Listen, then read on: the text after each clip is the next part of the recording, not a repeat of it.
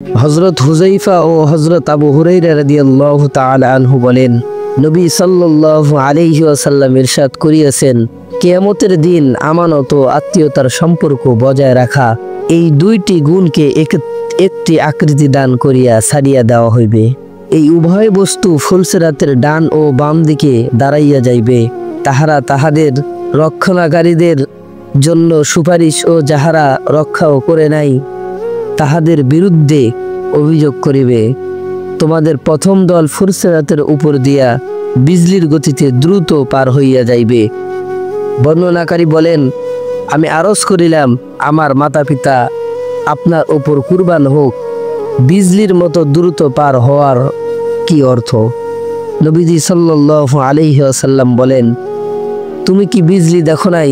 ওহা কিভাবে চোখের পলকে চলিয়া যায়, আবার কিভাবে চোখের পলকে ফিরিয়া আসে।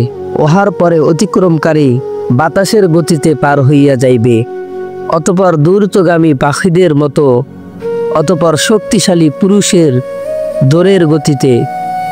মোট কথা, প্রত্যেক ব্যক্তির গতি তাহার আমল অনুযায়ী হইবে।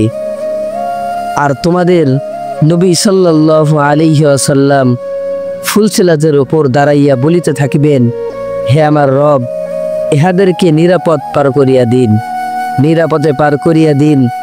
অবশেষে এমন লোক হইবে যাহারা তাহাদের আমলের দুর্বলতার কারণে ফুলসিরাতের উপর দিয়া হেঁচড়াইয়া চলিতে পারিবে।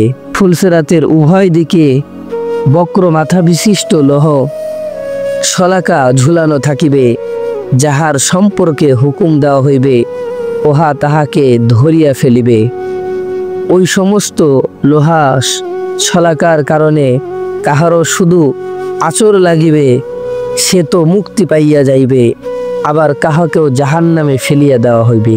অতএব আমাদের দুনিয়াতে এমন কোনো কাজ করতে হবে যার দ্বারা আমরা সেই ফুলসিরাত বিজলির গতিতে যেন আমরা পার হতে পারি।